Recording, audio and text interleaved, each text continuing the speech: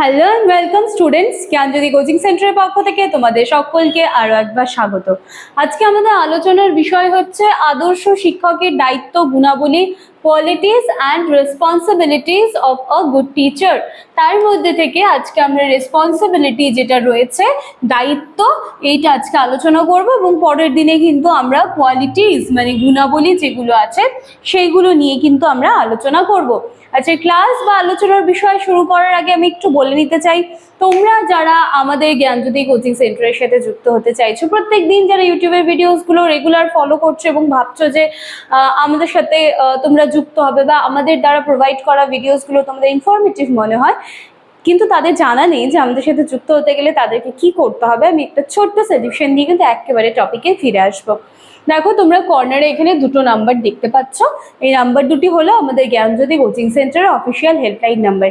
এই দুটি নাম্বারের মধ্যে যে কোনো একটি নাম্বারে কল করে কিন্তু তোমরা অনায়াসে আমাদের সাথে যুক্ত হয়ে যেতে পারছো। আফটার অ্যাডমিশন কিন্তু এখানে একেবারে নিয়ম মেনে কিন্তু ক্লাস প্রোভাইড করা হয়। এছাড়া নোটসপত্রের সুবিধা কিন্তু তোমরা পেয়ে যাচ্ছ এবং শুধুমাত্র তোমাদের কথা মাথায় রেখেই কিন্তু কোর্স ফি ভীষণ সামান্য রাখা হয়েছে। এছাড়া যারা রেগুলার আমাদের ভিডিওসগুলো ফলো করছো, সেগুলোর মাধ্যমেও কিন্তু তোমরা কিছু না কিছু অল্প বিস্তর হলেও কিন্তু প্রত্যেকটি সাবজেক্ট থেকে কিন্তু আমি আশা করছি কিছু না কিছু কিন্তু তোমরা শিখতে পারছোই। তাহলে চলো, এক্সট্রা কথা আর না বাড়িয়ে আমি আজকে আলোচনার বিষয়ে ফিরে আসি। দেখো, একজন আদর্শ শিক্ষকের দায়িত্ব কি হওয়া উচিত। আচ্ছা, এই যে ছাত্র বা শিক্ষকের মধ্যে যে সম্পর্ক, ঠিক আছে, সেটা কিন্তু একেবারে বৌদ্ধ শিক্ষা ব্যবস্থা, ব্রাহ্মণ্য শিক্ষা ব্যবস্থা সেই কাল থেকে কিন্তু আমরা দেখে আসছি। সেই সময়েও কিন্তু শিক্ষকেরা ছাত্রদের সাথে যেমন বন্ধু সুলভ ব্যবহার করতেন, বা সেই সময় যেই প্রথা ছিল যে গুরু গৃহে থেকে শিক্ষা গ্রহণ করা, সেই সময়কালটাই কিন্তু আমরা সকলেই পড়ে এসেছি বা আমরা সকলেই কিন্তু জানি যে সেই সময় কিন্তু শিক্ষকরা শুধুমাত্র শিক্ষকের ভূমিকাটা পালন করতেন না, এর সাথে সাথে কিন্তু সেই সময় শিক্ষকেরা অভিভাবকের ভূমিকাটাও কিন্তু পালন করতেন।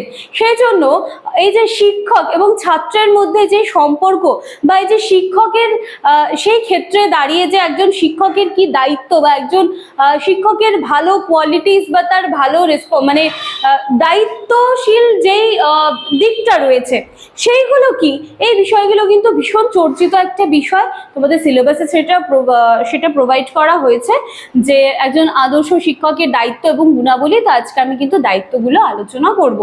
দেখো, আমি একটু পয়েন্টের মতো লেখার চেষ্টা করেছি। সবার প্রথমে রয়েছে জ্ঞান বিতরণ ও শিক্ষা দান করা।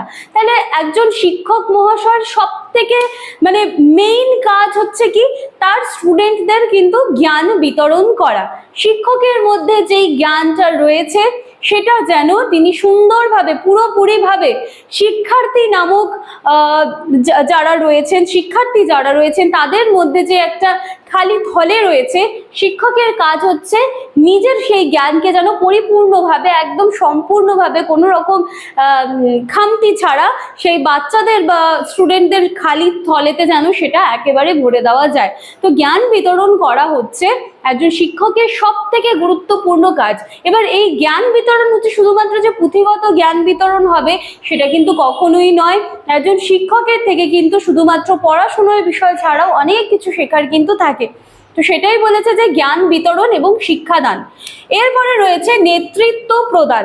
ঠিক আছে, এখানে বলা হচ্ছে একজন আদর্শ শিক্ষক কিন্তু সবসময় শিক্ষার্থীদের সঠিক পথ নির্দেশনা কিন্তু দেবেন।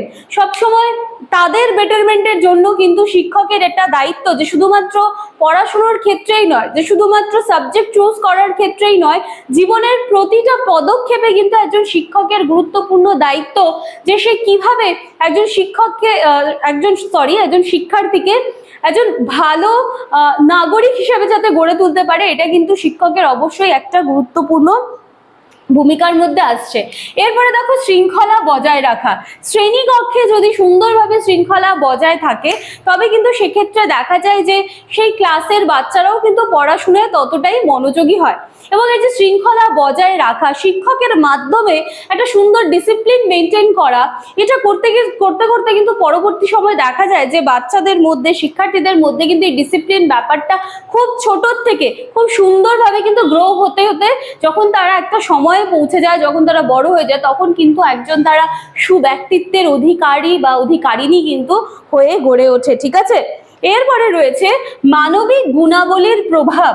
দেখো এখানে বলা হচ্ছে যে শিক্ষার্থীদের মধ্যে মানবিক গুণাবলী যেমন সত্য কথা বলা, নৈতিকতা, মূল্যবোধ, এই সমস্ত যে দিকগুলো রয়েছে, এই সমস্ত দিকগুলো কিন্তু একটা বাচ্চা বা একটা শিক্ষার্থীর মধ্যে গ্রো করে তোলার দায়িত্ব কিন্তু অবশ্যই একজন শিক্ষকের।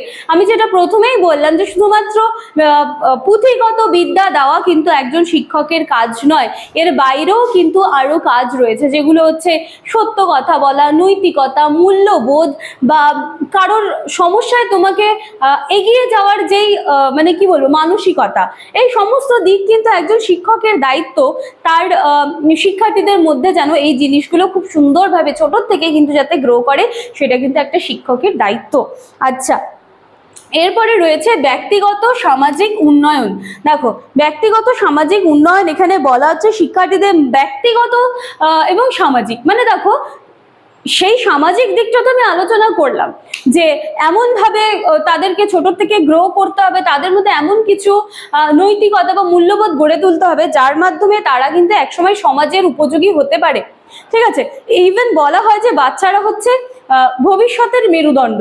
তো এই যে মেরুদণ্ড তৈরি করার কারখানা কিন্তু হচ্ছে শিক্ষকরাই, তাদের একটা দায়িত্বর মধ্যে পড়ে যে তারা যেন এমন কিছু শক্তপোক্ত মেরুদণ্ড সমাজের জন্য তৈরি করে দিয়ে যান, যাতে সেটা কিন্তু পরবর্তী দিনে শুধুমাত্র সমাজে স্ট্যান্ড করে থাকার কাজে লাগবে না, সেটা কিন্তু সমাজকে যেই জায়গায় বা যেই পরিস্থিতিতে সমাজ আজকে আছে সেটাকে আরো উন্নত থেকে উন্নততর জায়গায় নিয়ে যাওয়ার জন্য একটা তার মধ্যে তাগিদ থাকে। তো অবশ্যই সেই মেরুদণ্ড তৈরি করার কারখানা হচ্ছেন শিক্ষকরা। ঠিক আছে, আচ্ছা এরপরে দেখলাম যে আমি বলছি যে এখানে ব্যক্তিগত সামাজিক উন্নয়ন, সামাজিক উন্নয়নটা তো হয়ে গেল। আচ্ছা ব্যক্তিগত দিক থেকে কি উন্নয়ন হবে? একজন শিক্ষার্থীর শারীরিকভাবে যে চেঞ্জেস গুলো আসছে, বা এক্ষেত্রে আমরা দেখতে পাচ্ছি যে নৈতিক উন্নয়নে শিক্ষার একজন শিক্ষকের অবদান কিন্তু অপরিসীম। শিক্ষক মহাশয় শিক্ষাদানের মাধ্যমে কিন্তু শিক্ষার্থীদের মধ্যে যে চেঞ্জেস গুলো আসে, যেগুলো স্পেশালি বয়সন্ধিকালে আসে, তো সেই সময় শিক্ষার্থীরা কিভাবে নিজেদেরকে নিয়ন্ত্রণ করবে, এই সমস্ত কিছু শিক্ষা সব দিক দিয়ে দেওয়াও কিন্তু একজন শিক্ষক মহাশয়ের দায়িত্বের মধ্যে কিন্তু পড়ে। ঠিক আছে, এরপরে রয়েছে পরামর্শ এবং সহায়তা। দেখো এখানে বলা হচ্ছে শিক্ষার্থীদের ব্যক্তিগত বা শিক্ষাগত সমস্যার ক্ষেত্রে কিন্তু পরামর্শ দেওয়া, শুধুমাত্র আমি পরামর্শ দেব সেটা কিন্তু হতে পারে না। যখন আমি পরামর্শ দেব সাথে সাথে কিন্তু অ্যাজ এ টিচার আমাকে সেই মনোমানসিকতা রাখতে হবে যে আমি যেন তাকে সহায়তাটাও করতে পারি। তো সেটা হচ্ছে পরামর্শ এবং সহায়তা। ঠিক আছে, জীবনের প্রত্যেকটি পদক্ষেপে, শুধুমাত্র পড়াশোনার দিক থেকে না, পড়াশোনার দিক থেকে প্রবলেম আসলে তো সেটা সবার আগে সলভ করতে হবে, কারণ আমরা যারা শিক্ষকরা রয়েছি আমরা কিন্তু আমাদের কাজ হচ্ছে তোমাদেরকে শিক্ষা প্রদান করা। তো সেই সূত্রে যদি তোমাদের কোনো সমস্যা হয় সেখানে এগিয়ে আসা সব থেকে আগে আমাদের শিক্ষকদের কাজ।